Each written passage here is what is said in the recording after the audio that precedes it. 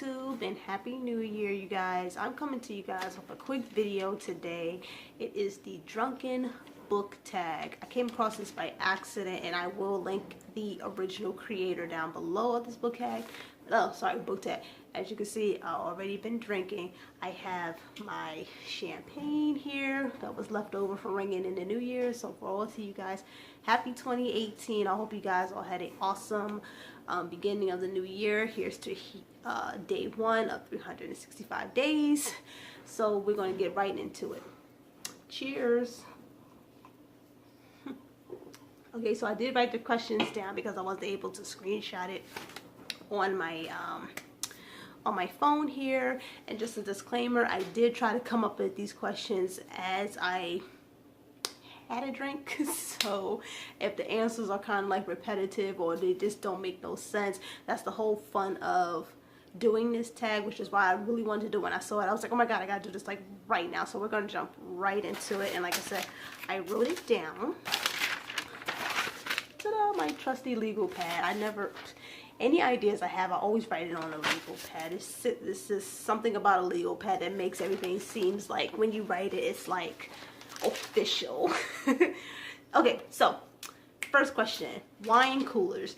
You're 16 and you finally managed to sneak one of your mom's Smirnoff Ices. What is one of your most guilty pleasure reads? So I had to take it back, you guys, and go with anything that was written by Zane. And for those of you who know, Zane writes nothing but like smutty sex novels, and I read these like back in high school where we was supposed to be reading them. Like it was like during that time where like one person will have the book and then they loan it out to their friends and their friends will loan it out to somebody, so everybody was just kind of reading it and talking about it, and it was all about, like I said, sex and smut and relationships and stuff like that. So whenever I do want to have like one of those like guilty read pleasures where I just want to just kind of like kick back with a good book, I will always and forever pick up a Zane novel. 2, beer. You made it to college and you are hosting your first kegger. Pick your favorite new adult or college age book. And I couldn't really think of one because I just started reading like new adult books, but I really enjoyed Nevernight and Godsend by Jay Kristoff, and I think that is considered new adult, so I'm just going to go ahead and just go with that. I mean, it was so diverse, it was so different than what I normally read. I really enjoyed it. There's a tons of reviews on those 2 books here on BookTube, and I can't wait for the 3rd book to come out.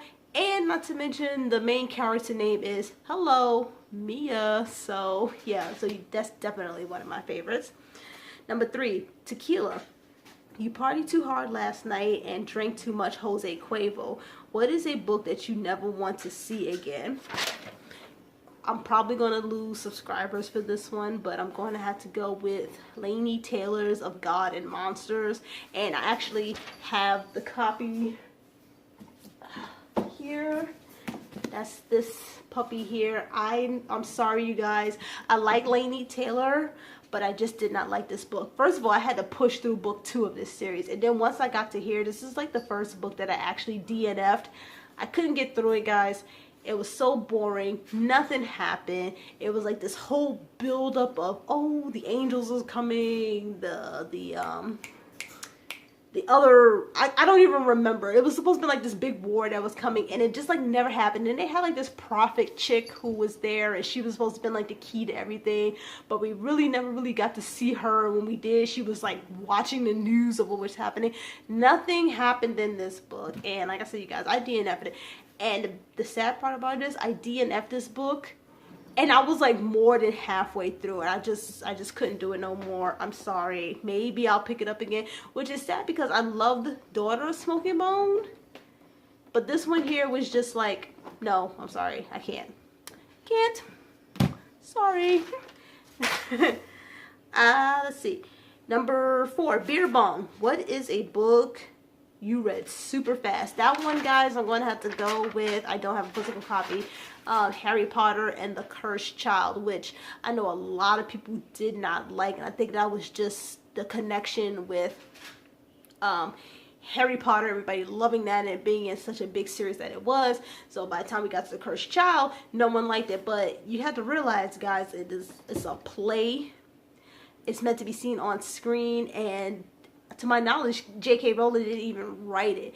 I liked it. I liked the different spin that it was on your kids and everything that they was dealing with. And for those of you who read the book know what I'm talking about. I actually read it in one sitting and I liked it. I will buy it. I just haven't gotten around to it yet.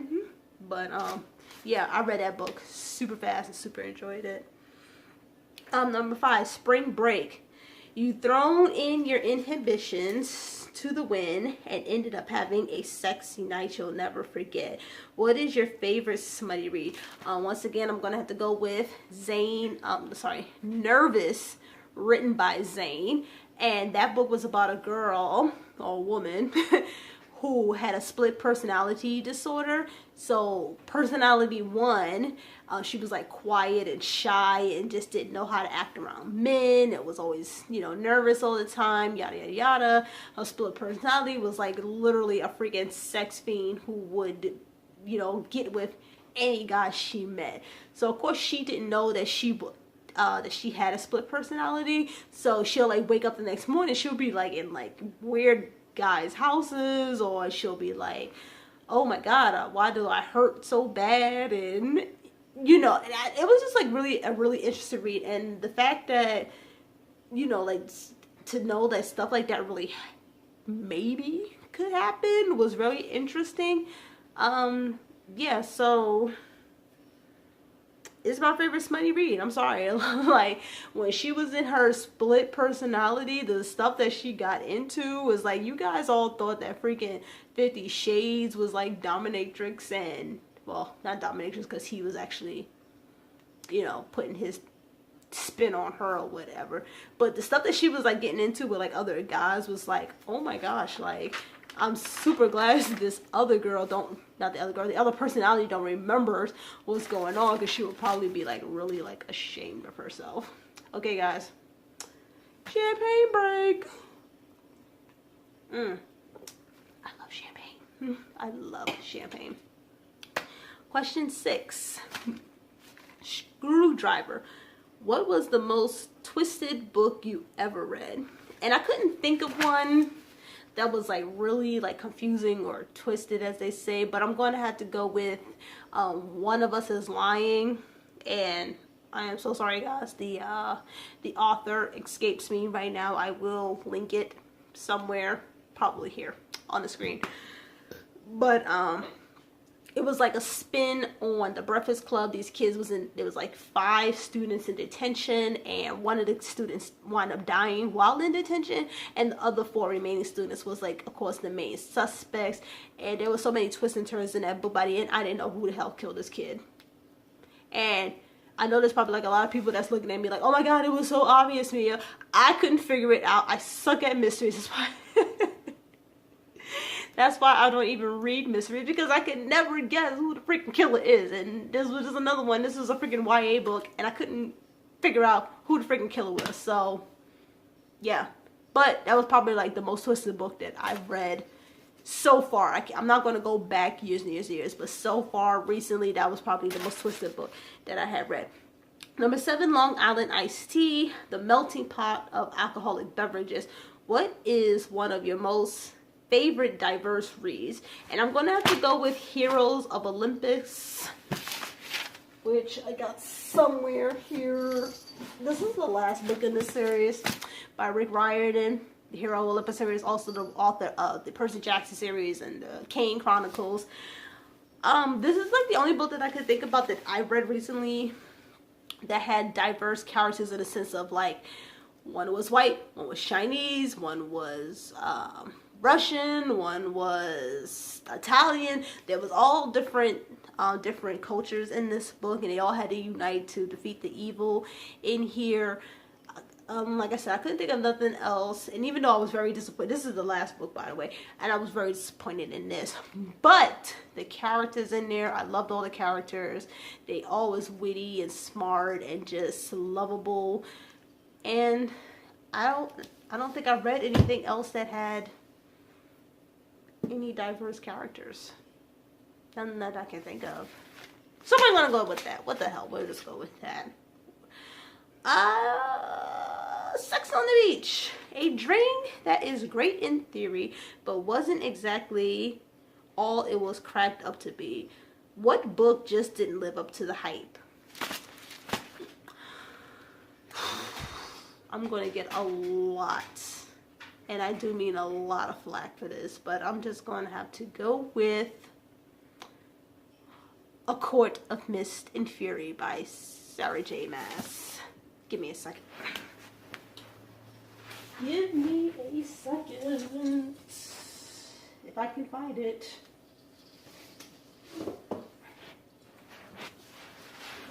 You guys.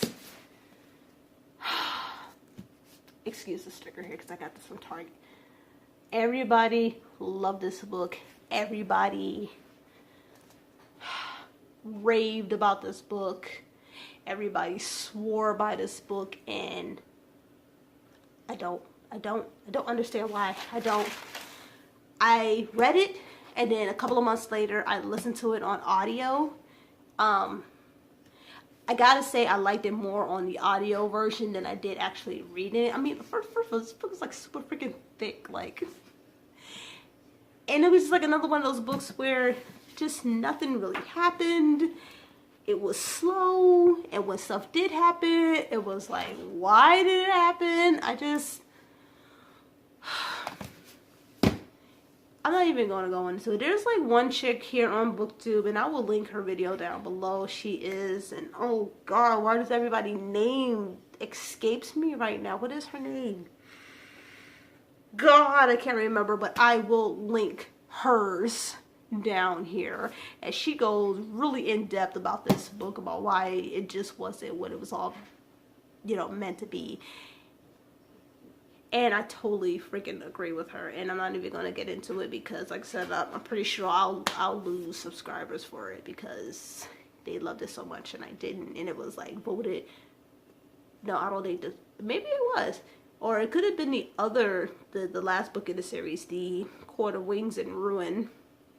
I definitely know was rated best book of the year, and that was like another one that was like, why? I don't understand why it was voted best book. Okay, but I'm rambling. We're gonna get on to the next question, and that is number 9. Wine. You just gone through a breakup, so you park yourself in bed with your favorite bottle of wine, some ice cream, and a bucket of tears.